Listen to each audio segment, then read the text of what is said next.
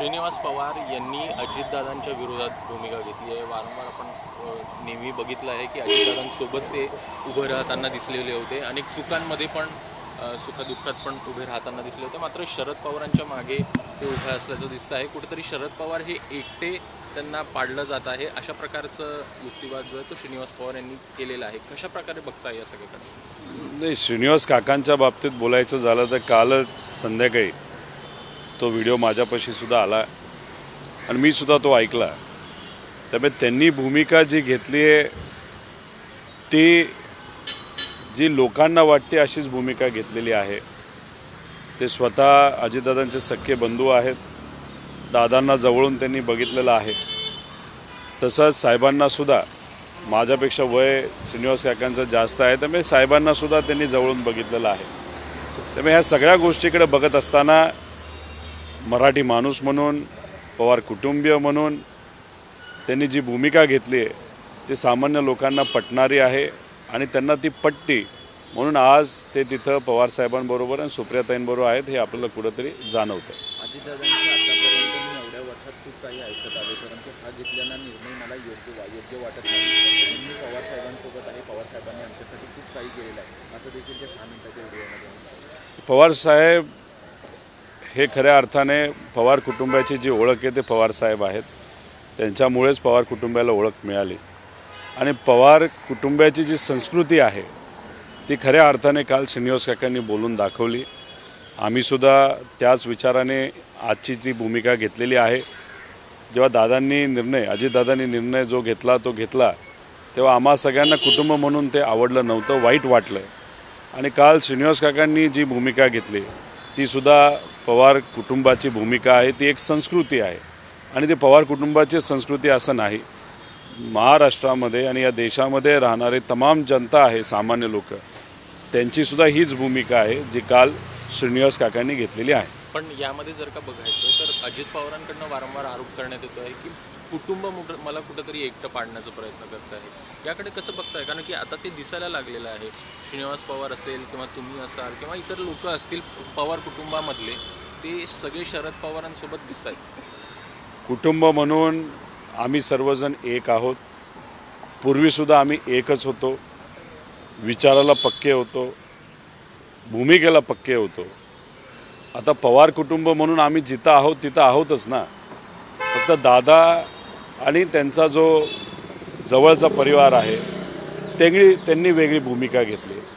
त्याच्यामध्ये दादा असतील, काकी असतील, 2 मुलं असतील, त्या चौघांनी वेगळी भूमिका घेतली।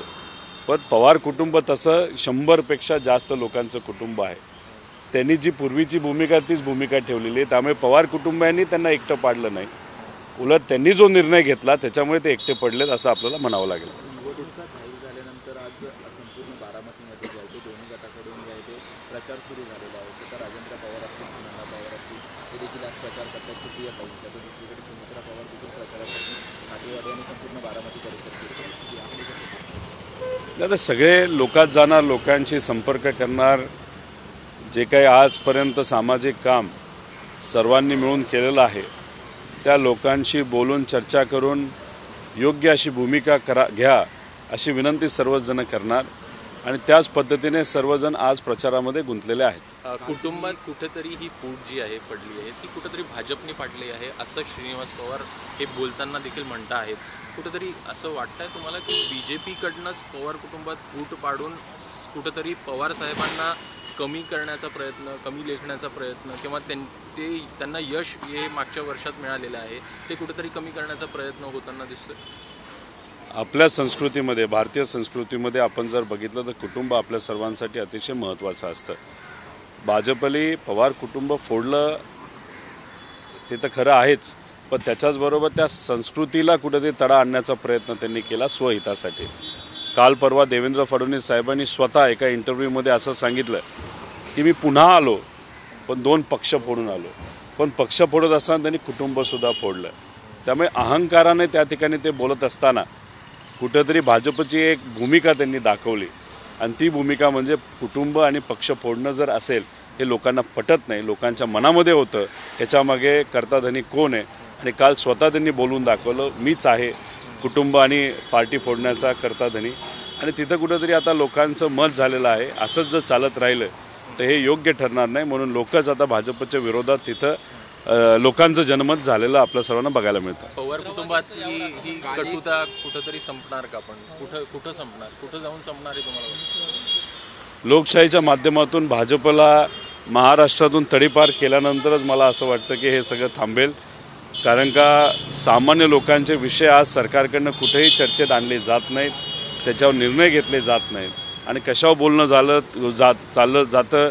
एक आम्ही कसं आसामला गेलो त्याच्यावर मुख्यमंत्री म्हणतात, जे उपमुख्यमंत्री देवेंद्र फडणवीस आहे आम्ही पक्ष कसा फोडलो ह्याच्यावर जास्त बोलतात. त्यामुळे ह्या सगळ्या गोष्टी कुठंतरी आता लोकांना या गोष्टीचा तिरस्कार येतो आहे आणि म्हणूनच तिथं लोक आता भाजपच्या विरोधात आहेत. चंद्रबाबू यांचं यावर असं म्हणणं आहे की तुम्ही एकीकडे देवेंद्र फडणवीसांना केलं तर फोडा आणि जोडा अशा पद्धतीचं देवेंद्र फडणवीस राजकारण करतात, तर दुसरीकडे शरद पवारांना मात्र केलं की ती त्याला चाणक्य नीती म्हणतात. शरद पवार साहेबांनी कुठलंही कुटुंब फोडलेलं नाही. ते जर धनंजय मुंडेंच्या बाबतीत बोलत असतील तर त्यावेळेससुद्धा अनेक वेळा सांगूनसुद्धा धनंजय मुंडे स्वतःहून मुंडे साहेबांना सोडून त्या पक्षातून बाहेर आले. खरं तर धनंजय मुंडे साहेबांना हा प्रश्न चित्रा वाघ ताईंनी विचारला पाहिजे असं माझं मत आहे. काही लोक ॲडजस्टमेंट करतायत आपण मोदी सरकारच्या विरोधात लढत असताना, असं देखील एक तुम्ही ट्विट केलेलं आहे. निलेश लंकेंचा कार्यक्रम झाल्यानंतर तुम्ही ट्विट केलं होतं. नक्की तुम्हाला त्यामुळे माझं एकच मत आहे की जे प्रमुख नेते आहेत ज्याच्यामध्ये साहेब असतील, उद्धव ठाकरे साहेब असतील व राहुल गांधी असतील आणि सर्व प्रमुख त्या पक्षाचे जे नेते आज BJPच्या विरोधात लढत आहेत. सामान्य लोक आणि सामान्य कार्यकर्ते आणि पदाधिकारी लढत आहेत. पण तशीच भूमिका आमच्यासारखे जे दुसऱ्या तिसऱ्या चौथ्या फळीतले जे नेते कार्यकर्ते आहेत ते तशी भूमिका घेताना आपल्याला दिसत नाही. त्यामुळे जेव्हा काही लोक जर ॲडजस्टमेंटमुळे असेल नाहीतर दोन भूमिका त्यांच्या मनामध्ये असतील, कन्फ्यूज असतील की काय करायचं, ह्याच्यामुळे नुकसान हे नेत्यांचं झालं तर फक्त एका व्यक्तीचं होऊ शकतं, पण ह्याच्यामुळे सामान्य लोकांचं खूप मोठं नुकसान होऊ शकतं. त्यामुळे या मोठ्या नेत्यांच्या मागे भक्कमपणे उभा राहून सामान्य लोकांच्या वतीने भाजपच्या विरोधात लढण्याची जरूरत आहे.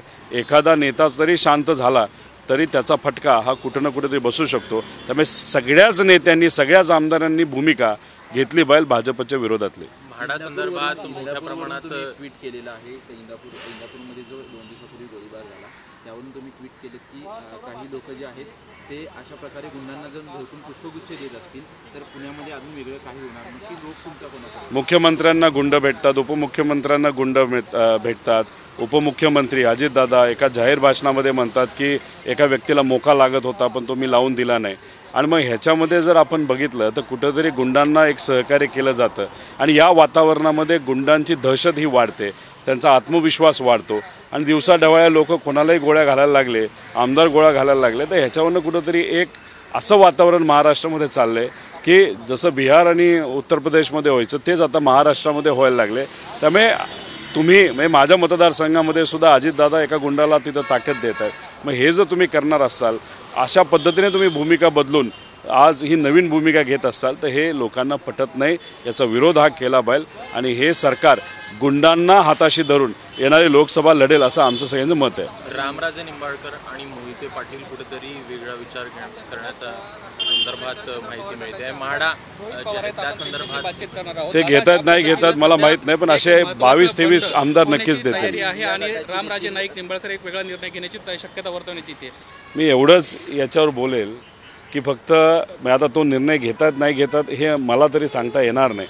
पण अजितदादांच्या ज्या पार्टीमध्ये जे आमदार आहेत आणि जे नेते आहेत, नेते सोडून द्या, ज्यांच्यावर कारवाई झाली ते काय कुठे परत येणार नाही, कदाचित साहेब त्यांना परत घेणार नाहीत. पण राहिला प्रश्न आमदारांचा, त्यातले अनेक आमदार हे परत यायला इच्छुक आहेत. कारण की त्यांचं असं मत आहे लोकसभेलाच जर एवढं BJP दाबत असेल तर विधानसभेला भावसुद्धा देणार नाही. त्यामुळे कशाला आपण आपलं नुकसान तिथं करावं म्हणून बरेच आमदार तिथं येतील. ही तर फक्त सुरुवात आहे. अकलूजमध्ये जी बैठक पार पडली त्याच्यामध्ये रामराजे नाईक निंबाळकर होते, यासोबतच स्वतः मोहिते पाटील होते, दीपक चव्हाण होते, अनिल देसाई जे DCC बँकेचे सदस्य आहेत, ही सर्व मंडळी होती आणि त्यांना एकत्रित निर्णय केलेला आहे की कुठंतरी माड्यामधलं जे तिकीट आहे भाजपचं ते कापलं गेलं पाहिजे, त्या ठिकाणी राष्ट्रवादीचा उमेदवार मिळाला पाहिजे, अन्यथा आपण वेगळा निर्णय घेऊ. वेगळा निर्णय म्हणजे नेमकं काय असणार या संदर्भात अजून स्पष्टता नाही. मात्र तुमच्याशी काही संपर्क साधला आहे का? भाजपने त्यांचं तिकीट हे माडा मतदारसंघाचं तिथं दिलेलं आहे आणि तिथं ते दिल्यानंतर बऱ्यापैकी खतखत त्या उमेदवारांच्या आणि भाजपच्या तिकीटच्या विरोधात हे कुठेतरी भाजपमध्ये सुद्धा आहे. आणि जे काही नेते साहेबांना सोडून भाजपबरोबर गेलेले आहेत त्यांनासुद्धा कुठेतरी मनामध्ये वाटते वेगळी एक भूमिका घ्यावी. त्यामुळे पुढच्या काही दिवसांमध्ये आपल्याला एक सकारात्मक निर्णय तिथं होताना दिसेल आणि लोक त्या निर्णयाच्या बाजूने भक्कमपणे राहतील असाही विश्वास आम्हाला वाटतो. तुम्ही सातत्यानं दावा करताय की अनेक एक मोठा गट आमच्यासोबत येणार आहे. किती आमदारांना संपर्क केला?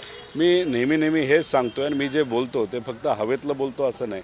चर्चा ही कुठंतरी ऐकत असतो. चर्चा ऐकल्यानंतर एक गोष्टीची जाणीव होते की 12-13 आमदार हे BJPच्या चिन्हावर लढायला इच्छुक आहेत आणि त्याचं प्रतिनिधित्व एक मराठवाड्यातले नेते तिथं करत आहेत. त्याच्याचबरोबर कदाचित असंही दिसतंय कोकणातल्या एका नेत्यांचा त्यांना पाठिंबा दिसतोय. एका बाजूला दादांबरोबर आहे असं दाखवायचं आणि दुसऱ्या बाजूला भाजपबरोबर चर्चा करायची असं एक कुठंतरी तिथं एक ट्रेंड चालू आहे.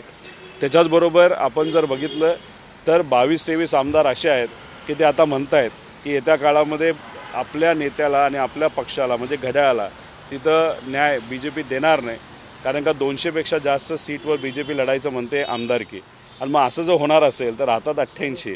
मग एकनाथ शिंदे साहेबांना किती आणि आपल्याला किती या चर्चेमध्ये बरेच लोक नाराज आहेत आणि या पुढच्या टप्प्यामध्ये म्हणजे लोकसभेमध्येच बरेच आमदार हे परत एकदा आपल्या घरी यायला सुरुवात होईल असं आम्हाला वाटतं. अजित पवारांना या निमित्तानं काय संदेश द्याल? कारण श्रीनिवास पवारांना काल थेट भूमिका घेतली आणि थेट काटेवाडीतल्या गावकऱ्यांशी बोलताना त्यांना म्हटलंय की त्यांना वेगळा निर्णय घेतलेला आहे, आम्ही मात्र तिथंच आहोत आणि जर वडिलांना अशा पद्धतीने कोणी सोडणार असेल तर हे कधी खपवून घेतलं जाणार नाही. नागरिक म्हणून आम्ही सर्वांनी जी काही भूमिका घ्यायची ती घेतलेली आहे. आदरणीय दादांना तिथं विनंतीपूर्वी आम्ही केली आहे. पण आता ज्या पद्धतीने भाजप त्यांच्या माध्यमातून साहेबांवर टीका ही करून घेत आहे त्या सगळ्या गोष्टी बघितल्यानंतर खूप वाईट वाटतं.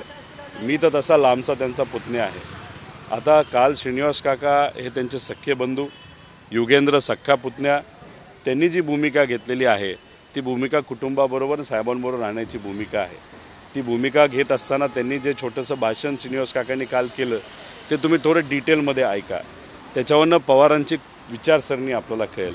आणि ती पवारांची विचारसरणी अशी नाही. तुम्ही कुठल्याही महाराष्ट्रातल्या स्वाभिमानी नागरिकाला विचारलं की तुम्हाला काय वाटतं, जी श्रीनिवास काकांनी काल भूमिका घेतली, जे अजितदादांचे सख्खे बंधू आहेत, तीच भूमिका सामान्य लोकसुद्धा तिथं घेतात. त्यामुळे सामान्य लोकांची ही भूमिका झालेली आहे जी येत्या काळामध्ये दादांच्या पार्टीला खूप महागात पडेल. निलेश लंकेचा स्वीकार केला, आता मोहिते पाटील, रामराजे नाईक निंबाळकरांचा स्वीकार होणार आणि उर्वरित आमदार आहेत त्यांचा देखील स्वीकार होणार का? नाही, तुम्ही ज्या 2 नेत्यांचं नाव घेतलं ते तसे मोठे आहेत. त्यामुळे साहेबांची भूमिका त्याच्यामध्ये फार महत्त्वाची आहे. पण माझं एक प्रामाणिक मत आहे, काही आमदार असे आहेत ज्यांना मारून मुटकून दाबून प्रेशर देऊन वेगळ्या केसेस तुमच्यावर टाकू, अडचणीत आणू असं सांगून तिथे घेऊन गेलेले आहेत आणि ते विचारात तसे पक्के आहेत. साहेबांच्या विरोधात काय बोललेले नाहीत, विचाराच्या भूमिकेच्या विरोधात तिथं बोललेले नाहीत. अशा आमदारांना परत घ्यायला काही हरकत नाही जर ते येणार असतील आणि लगेचच पुढच्या काही काळामध्ये आपल्याला सर्वांना त्या गोष्टी होताना बघायला मिळतील. तुम्ही आता म्हटलात की 2019 तुम्ही आता म्हटलात की फडणवीसांनी 2 कुटुंब फोडलं आणि 2 पक्ष फोडले हे मान्य केलं. पण चंद्रकांत पाटील असं म्हणताय की पवारांनी 2019 सालीच आमची युती फोडली आणि ह्याच पवारांना पराभूत करण्यासाठी मी आज मैदानात उतरलो. आज बारामतीमध्ये प्रचार करत असताना चंद्रकांत पाटील म्हणतात. नाही, हरकत नाही. म्हणजे चंद्रकांत दादांच्या बाबतीत बोलायचं झालं तर तसे ते मूळचे कोल्हापूरमध्ये त्यांना आमदारकी लढण्याचं धाडस नसल्यामुळे ते पुण्यामध्ये आले. आता ज्या व्यक्तीचं निवडणूक लढण्याचं धाडसच नसेल आणि मग सेफ सीट आपलं कुठलं आहे जिथं सगळ्यात जास्त भाजपचे आमदार आहेत अशा ठिकाणावरून तुम्ही लढता, मग तुमचं धाडस नसताना तुम्ही असं वक्तव्य करत असतील तर लोक थोडी ऐकणार आहे की तुम्ही काय बोलाल.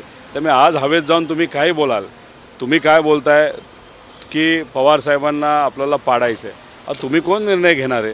त्यामुळे तुम्ही कितीही धमकी दिली तरी लोक जो काही योग्य निर्णय घेतील. तुम्ही अहंकार नाही तर तुम्ही जेव्हा हवेत जाता तेव्हा तुम्ही डॉक्टर बाबासाहेब आंबेडकरांच्या विरोधात सुद्धा तिथं बोलता, तिथं कर्मवीर भाऊराव अण्णांच्या विरोधात बोलता. ही तुमची विचारसरणी आहे. त्यामुळे तुमच्या म्हणण्याकडे, तुमच्या ताकदीकडे, तुमच्या धमकीकडे आम्ही सोडा सामान्य लोकसुद्धा खूप किंमत देत नाहीत.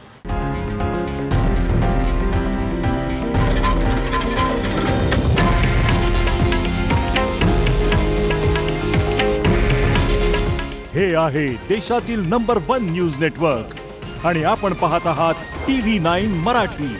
काळजी तुमची, हित महाराष्ट्राचं.